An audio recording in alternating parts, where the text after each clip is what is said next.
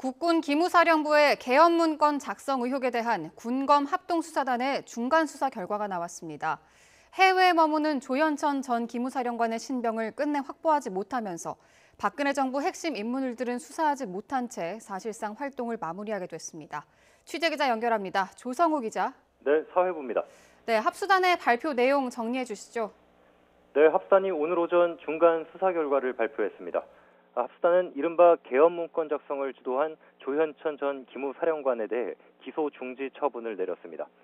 지난해 말 미국으로 출국한 뒤 귀국을 미루면서 아직 신병이 확보되지 않은 한계를 고려한 겁니다. 그러면서 조 전 사령관과 공모 관계를 살펴볼 필요가 있는 박근혜 전 대통령과 황교안 전 대통령 권한대행, 김관진 전 청와대 국가안보실장, 한민구 전 국방부 장관, 장준규 전 육군참모총장 등은 조 전 사령관 소재가 확인될 때까지 참고인 중지 처분한다고 밝혔습니다. 참고인 중지는 사건 관련자의 소재가 분명치 않아서 수사를 마칠 수 없을 때 수사를 잠정 중단하는 걸 말합니다. 노만석 합수단장의 브리핑 내용입니다. 이 사건의 전모 및 범죄의 성립 여부를 최종적으로 판단하기 위해 핵심 피의자인 조현천 전 사령관을 조사할 필요가 있으나 조현천이 2017년 12월 13일 미국으로 출국한 후 현재까지 소재가 불명한 상태입니다.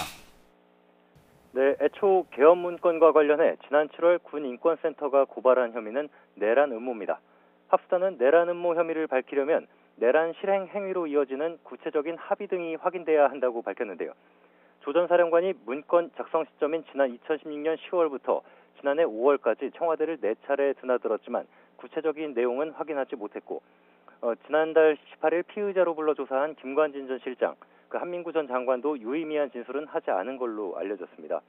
이에 합수단은 핵심 피의자인 조 전 사령관 신병이 확보되지 않은 상황에서 이와 관련한 수사 진행이 더는 어렵다고 판단한 걸로 보입니다. 다만 계엄령 검토 사실을 숨기려고 위장 TF 관련 공문을 만든 소강원 전 참모장 등 기무사장교 3명을 허위 공문서 작성 혐의 등으로 불구속 재판에 넘겼습니다. 합수단은 지난 7월 26일부터 검사 7명, 군검사 8명과 수사관을 포함해 37명 규모로 계엄 문건 관련 의혹 수사를 벌여왔습니다.